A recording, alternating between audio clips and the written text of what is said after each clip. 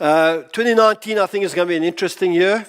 This year in our country, we've got a general election, so I think that the sheep should be very scared. I think that we're going to see a lot of politicians making promises that they're probably not going to be able to keep. We're going to have demonstrations, and that's going to be part and parcel of this journey till that place. In the US, there's a whole lot of things going on there. In Europe, there's uncertainty. In China, the economy is slowing down. So I think 2019 is going to be quite a fine year in many respects. As I was kind of preparing for the service and really going just before the year ended, I felt like God gave me a word for 2019, because the temptation when we feel a threat of uncertainty and insecurity and all these things is to kind of lager, kind of just, gather around and just say, you know what, I'm going to keep myself and my family, the closest, and we're going to preserve ourselves and we're going to make sure and that whatever happens doesn't happen to me kind of thing. And I felt like God gave me two words: own it. I have started a hashtag own it on a whole bunch of mediums, but really I'm not talking about in some kind of drop the mic way own it. I'm talking about in a take responsibility own it. If you go back into the garden, the first thing that went wrong in the garden was the failure. Well, the first thing was that Adam and Eve disobeyed God, but the second thing was that they failed to own it. I often think, what would have happened had Adam, when confronted by God and saying, what have you done, that he wouldn't have said what he said. What he said was, it's the woman that you gave me. He did a double blame. He blamed the woman and he blamed God for giving him the woman in the first place. And I thought to myself, how different his life would have been if he just said, guilty. What do we do now? How do we fix this? How do we redeem this? I think it would be a different situation completely. So as we kind of start off this year as a church, we're facing changes.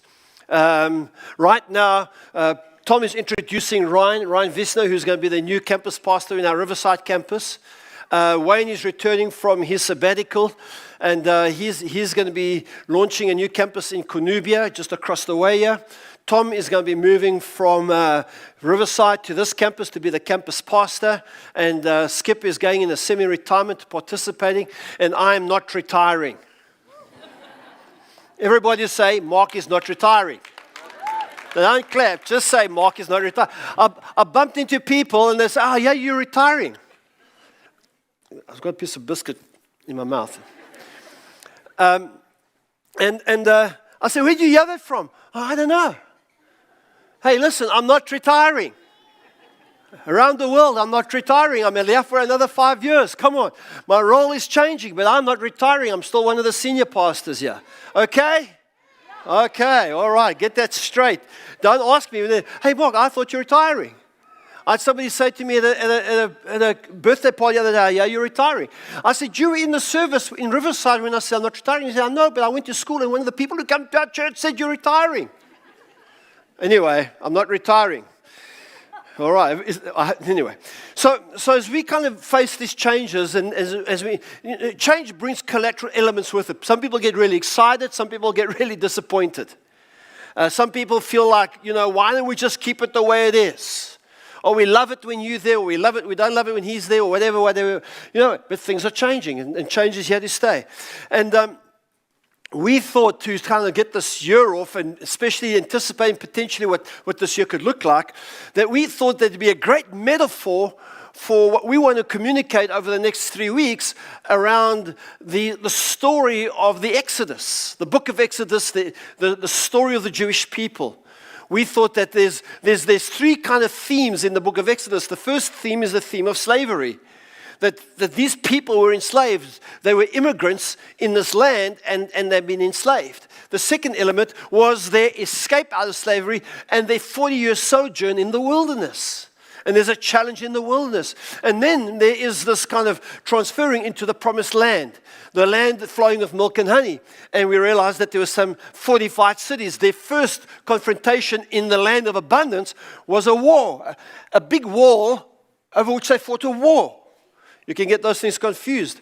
And so the common denominator in what we find through Exodus is that there were difficulties in Egypt. There were difficulties in the wilderness, and there were difficulties in the promised land. And really what that says to us, the metaphor, what we can learn from that is that regardless of where you are today, you're going to be in difficulty to some degree. You're going to have difficulties around maybe some of the things that you feel enslaved to, things that have a grip over you. You're going to find difficulties in wandering in the wilderness, and maybe you're kind of in the promised land. Many of us have this view that when I get there, there.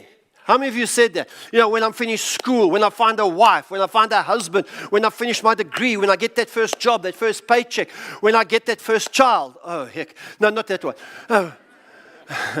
When I get there. It's like we have these pictures of this utopian future. Even when you get there, there's going to be difficulties. I remember sitting in our preachers' meeting, and the guys began to speak about the land flowing with milk and honey. How many of you want to go there? I want to be there. And apparently there are 7 cities in the land flowing with milk and honey that have to be overcome. Even in the land flowing with milk and honey, there are obstacles in the land.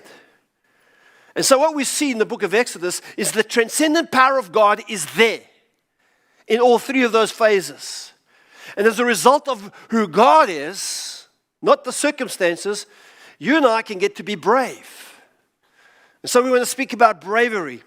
This series is about being brave in Egypt, if we feel enslaved to something, being brave in the wilderness, and being brave in the land of flowing with milk and honey, in the place where there's a release. If we're going to get into this book of Exodus, let me give you a quick snap history lesson this morning of how this all happened. We know the story of Abraham, Isaac, and Jacob. God gives a promise. The promise to them is a redemptive promise. It's a promise that was given to Adam and Eve back in the garden. It was a promise of abundance and a blessing. And we see this story unfold. Eventually, one of the sons of Jacob is taken into captivity. Joseph is sold into captivity, eventually becomes the prime minister and brings his family into Egypt. And this immigrant group of people, over the 400 years following the death of Joseph, flourish in Egypt. They flourish. The new Pharaoh of the day is threatened by them, and so he puts out an execution order. Every boy born to a Jewish family must be eliminated. A kind of a getting rid of people. This mother has the baby. She doesn't want her baby to be killed, so she puts it in a kind of a crib that floats it down the river, down the Nile, and Pharaoh's daughter finds this baby and adopts this baby into her household. Gets the mother to be the nurse to this little boy. And this little boy, Moses, grows up into a fully fledged man, schooled and educated in Egypt, with this Jewish connection, with the story, God's people connection. He finds himself in a conflicted position when he sees one of the slave bosses beat up on one of the slaves. He intervenes, kills the slave boss, who's an Egyptian, knows that his life under threat, escapes to the wilderness, marries a woman in Africa. How cool is that? Marries an African woman, and then God sends him to go back and deliver his people. And he goes back and I'm just giving you fast forward history here. And eventually, there's this process between him and Pharaoh, between let them go and don't let them go. 10 plagues. The 10th plague is the plague of death. Where the angel of death is going to come over the nation, and every firstborn child, a kind of irony here you see, realizing that Pharaoh had killed every baby born into a family, he killed them. Now there will be a redemptive story in this whole thing. Pharaoh's son dies. Eventually Jesus would die. The firstborn of God would die. And so through this final plague, the people are let go. And on the night on which they're about to go, God gives instructions on how they should prepare themselves to leave. In Exodus chapter 12 we read, "These are the instructions for the eating this meal. Be fully dressed, wear your sandals, carry your walking stick in your hand. Eat the meal with urgency, for this is the Lord's Passover. On that night I will pass through the land of Egypt and strike down every firstborn son and firstborn male animal in the land of Egypt. I will execute judgment against all the gods of Egypt, for I am the Lord. But the blood on your doorposts will serve as a sign, marking the houses where you are staying. When I see the blood, I will pass over you. This plague of death will not touch you when I strike the land of Egypt. This is a day to remember. Each year, from generation to generation, you must celebrate it as the special festival to the Lord. This is the law for all time. This becomes known as the Passover. Jesus would change the meaning of this Passover 4,000 years later after this occasion. A Passover, he would no longer say to them, this is the lamb that got you out of Egypt, but he would say, this is my body broken for you that will get you out of Egypt, the life of being estranged to God, a life of sin, separation. So what do we learn about being brave in every phase of life from this occasion? Well, first of all, we learn about the blood of the lamb, or the fact that God is with us. How many of you have some kind of remembrance? Maybe if you're from a Pentecostal background or a charismatic background, you'll remember a kind of a teaching that filled that space back then that talked about pleading the blood of Jesus. How many of you have heard those words of remember that? How many? No, quite a few of you. And I mean, it really stems back to here. And it's tied into a verse in the book of Revelation where the Bible says they overcame them by the blood of the Lamb and by the word of their testimony. And the fact that blood has this significance. And although pleading the blood is not really a biblical term, the concept, the idea that it brings to us is the concept of redemption. And the concept, the fact of the matter is that God is here. He's with us. And when people plead the blood, I'm not particularly a big fan of that language, but when they do that, what they're really doing is recognizing the fact that God is here. That God is here. We develop a mindset in church. You know what? I have what I call the law of first learning. The thing that you heard when you first became a Christian so often is ingrained in you that when we enlighten ourselves a little further, we can't always let go of some things. And one of the things that I find that really frustrate me is the fact when I hear Christians saying, we need to go into the presence of God. How can you go into the presence of God when He's here? It's like going to the presence of presence. What you can do, and I understand the sentiment behind it, but it develops a mindset that is so restrictive, that is so minimalistic. It's this idea that I go to God in His presence like I would go to see a friend, and then I leave God and leave His presence. And it develops like, and then the danger of this thing starts thinking that if I do certain things, I'll get more of His presence. I mean, if Christine was up here with me now, okay, we were in each other's presence. I cannot be more in her presence than being in her presence. Can I? And so when I'm in her presence, I'm in her presence. You see, what happens is when we develop this mindset of going into the presence of God, we have to think that there's an alternative to that I can get out of the presence of God. The psalmist says, how can I escape God? The real question is not how do I get into His presence, it's how do I escape His presence? How do I get away from God? Because the psalmist says, if I go into the highest heavens, He's there. And if I go into the depths of Sheol, the place of the dead, He's there. I can't not be in His presence. Now, we can be away from a sense of His presence. We may not be aware of His presence, but He is there. I have forbidden our people on our worship teams to sing songs about entering into the presence of God. Let's think together as we enter into the presence of God. No! Thank you. At least he won't need re-education, man. He'll get this thing straight. He's in the presence. Yeah. Sometimes people say, welcome to the house of God. This isn't God's house. Man, anyway, I'll calm down now.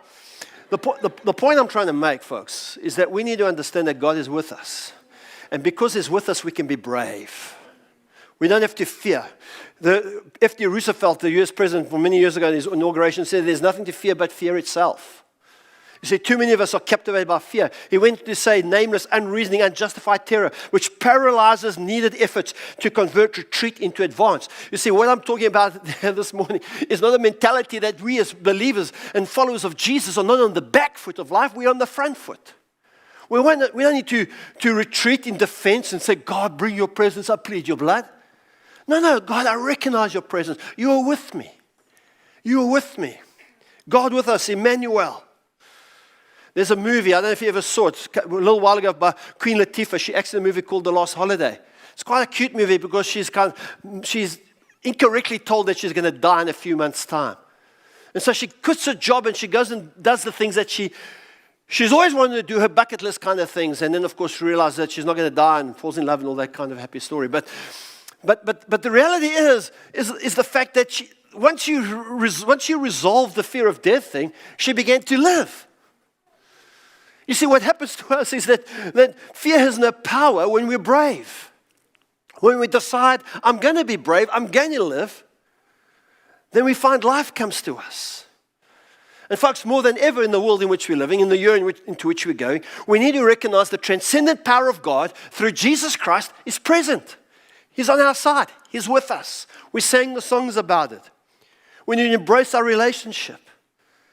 We need to be brave in the midst of opposition. We need to be brave in slavery. We need to be brave in the wilderness. We need to be brave. When we started our church, we struggled in the first few years financially. It was a kind of a bondage that set over us. I'd sold my house in Mpangeni, Christine and I had sold our house. We used the profit of the house to start our church. This is in 1992, 27 years ago. And we needed 6,500 rand a month to live as a church and as a family. I mean, it's crazy to think, eh? And we were 1,500 rand short every month. And so I would take 1,500 rand from the profit of our house to live. And that was just to make ends meet. And you can gather how that goes. If you live, listen, I can give you a financial plan for 2019 that I guarantee success. Spend less than you earn. It's profound. You'll create margin. Okay, you'll have more money than what you currently have. Spend more than you earn. You're going to be in fear and worry all the time and say, God, I need a miracle. And God says, I tell you what, I'll give you the miracle this morning. Spend less than you earn. That way, you'll have a miracle. Okay. Anyway, so we're in this position, and I get invited to teach at a Bible college at his church in Pinetown. I'm so excited because they'll pay me. And I say, well, what do you want me to preach on? They say, we want you to do a Bible series on faith and prosperity. I'm in bondage, man. And I thought, okay, I'll do faith and prosperity, even though I'm not living faith and prosperity. I'm living faith maybe, but I'm certainly not living prosperity. I'm not kidding you. I had holes in my shoes. They were worn out. I always had to make sure when I sit, I don't sit with my feet like that. You know what I mean? And I'm teaching faith and prosperity, and I'm saying, God, I'm in slavery to this thing. God delivered us. We can do it. Paul says, for me to live is Christ, to die is gain. He overcomes his fear. The second thing that I think we need as we read the scripture and the lesson that we learn from this Jewish people is to get dressed. Get your mind right. Get dressed. Get your mind right. In Exodus 12:11, he says, be fully dressed, wear your sandals, and carry your walking stick in your hand. You'll see just now that this is speaking of a readiness. It's speaking of a mindset to our problems. Man, if I knock on your door at 11 o'clock on a Tuesday morning and you're still in your pajamas, you're either on holiday or you're in trouble. Yes? You see, this idea of getting dressed, in 1 Peter 1 verse 13, the King James Version, this is what it says. It says, wherefore gird up the loins of your mind, be sober and hope to the end for the grace that is to be brought unto you at the revelation of Jesus Christ. Gird up the loins of your mind. I love that. I love the fact that my mind, in the King James context, has loins. Why? Why loins? Because loins are the place from which life comes. And the way you think will either take you down a path of death or a path of life. The message says the same thing. Well, it says, so roll up your sleeves, put your mind in gear, be totally ready to receive the gift that's coming when Jesus arrives. Put your mind in gear. Some people think when they come to faith in Jesus, you must put your mind in neutral. Oh, I just do what Jesus tells me. And he's telling me to do nothing. And until he tells me, I'm just going to do nothing. Okay. I love this idea, get dressed in the state of your mind. Dress up your state of mind. Put your mind into gear.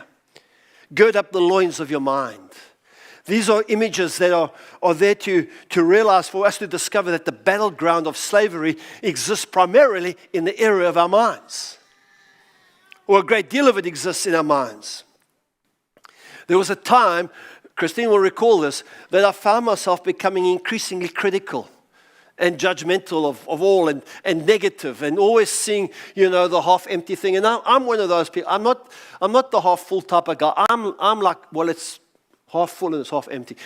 I'm the realist. You know what I mean? Us negative people are all the realists. And but the problem is, I found out it became habitual.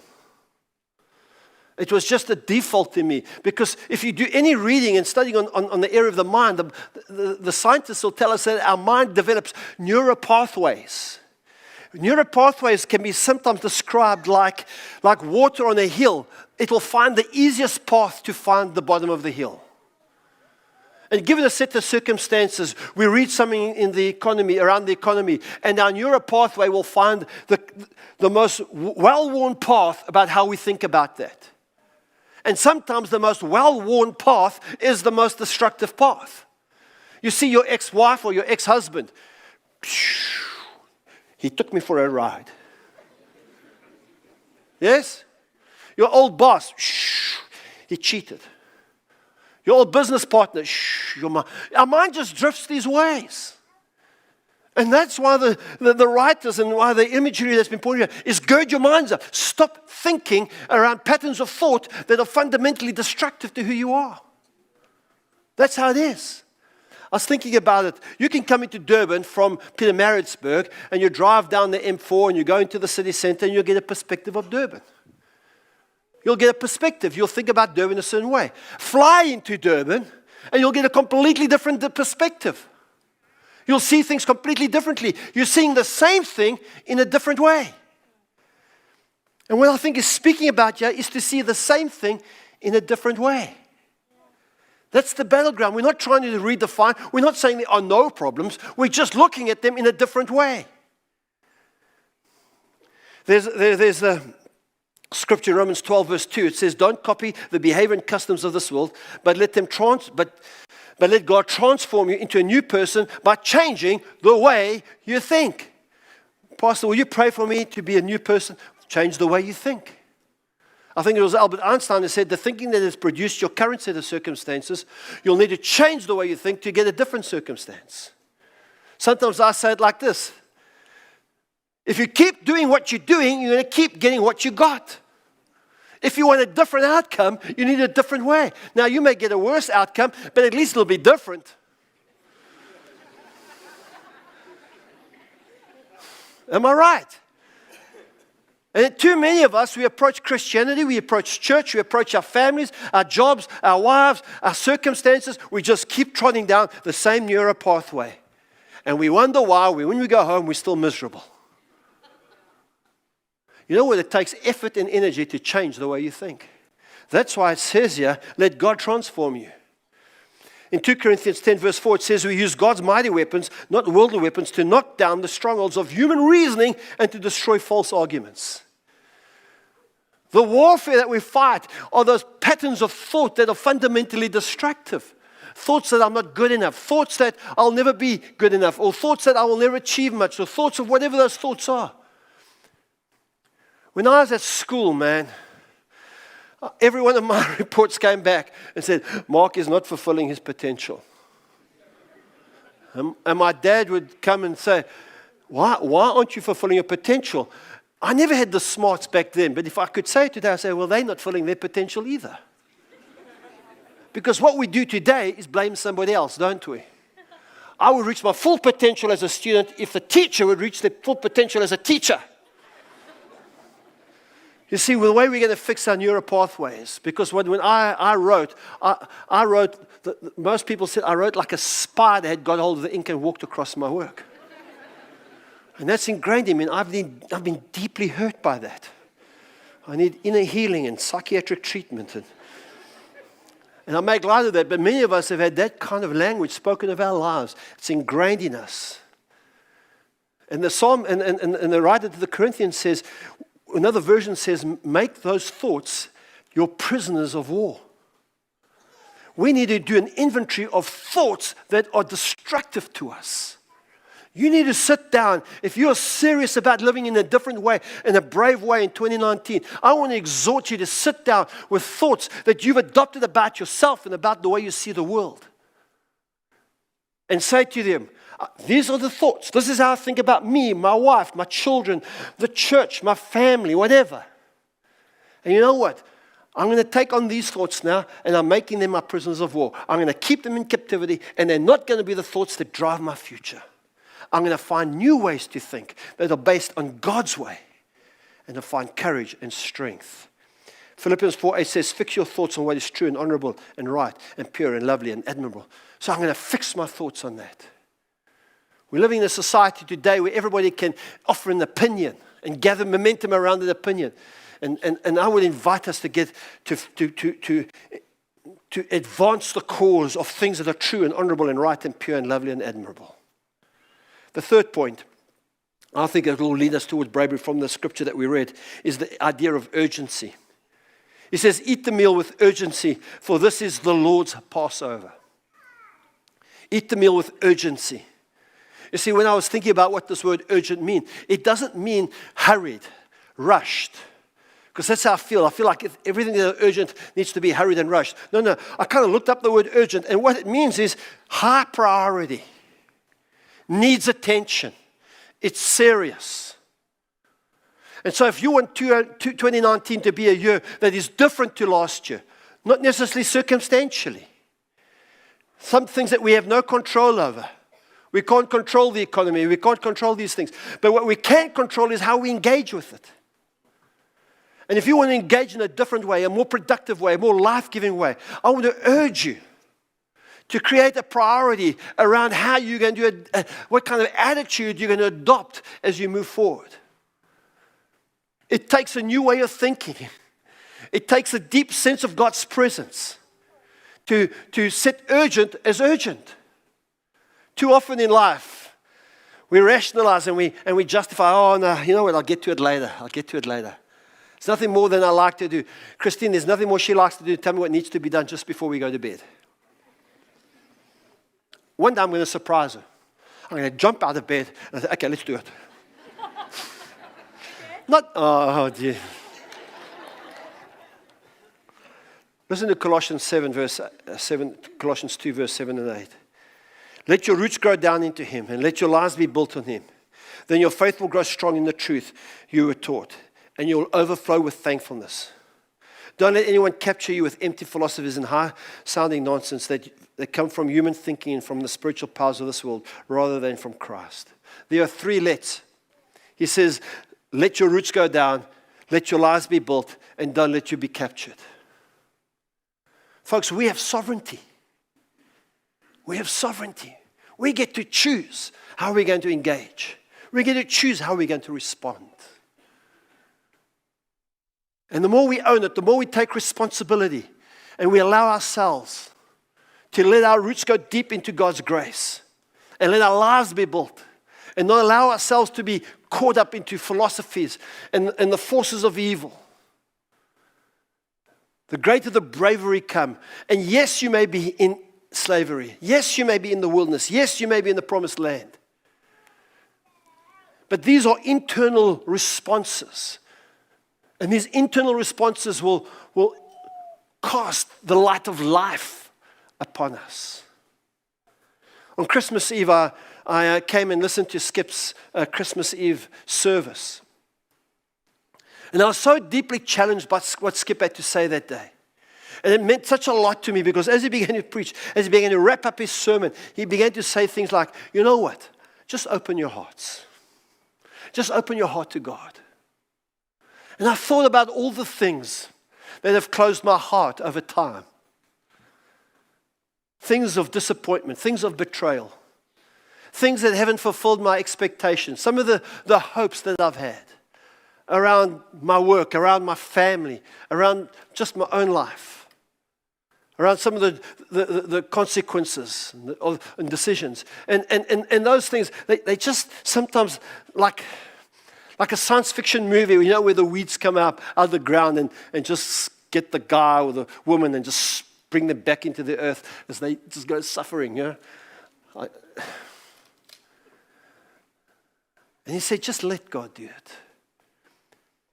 I read yesterday from a reputable Christian magazine that pastors generally have become have slid down the sort of the ladder of trusted people. Back in the day, pastors were like people who people trusted the most.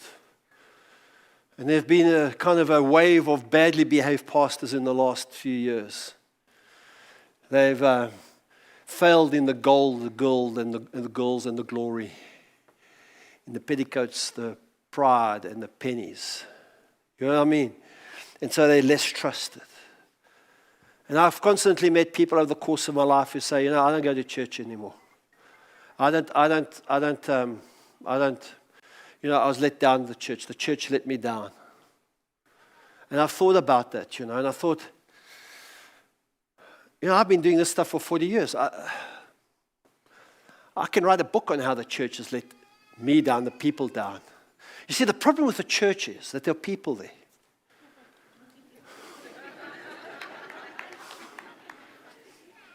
And as long as you've got people, no matter how good they look on Sunday, watch them on Monday, etc., etc. We all carry our stuff with us. And I realize there are things that have happened in our world that close our hearts. And when Skip began to speak about letting, I thought, that's it,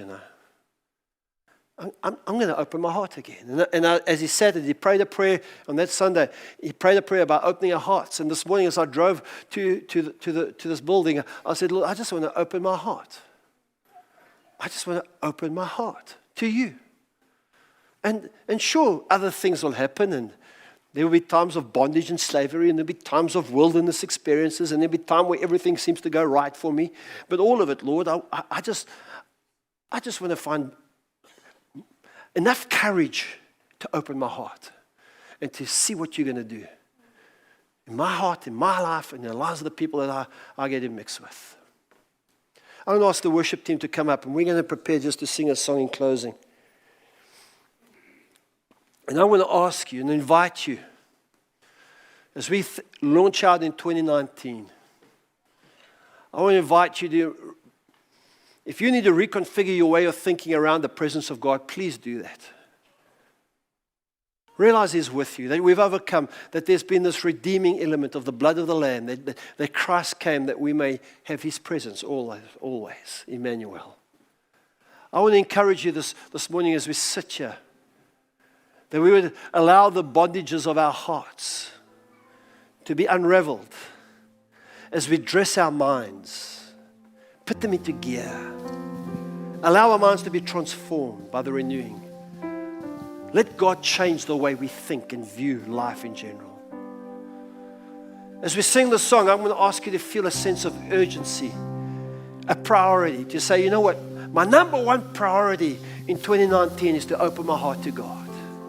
Yes, it's going to be some confusing and uncertain and clouded stuff. I don't know if you followed some of the incredible story of the McGovern family. Richard is pastor at Anthem Church, and their child was involved in an accident on Christmas Eve and was basically pronounced dead. And this child has made a recovery, and the Christian church community have banded together and prayed. And we see little Kiera kind of making an awakening, and we pray that it will continue. Amen. And in a way, I thought to myself, when I first heard that, Richard's brother comes to our church. I've known him for years. I spoke to them the morning while this incident was probably happening. What a way to start. And yet, open ourselves to God and let God do something.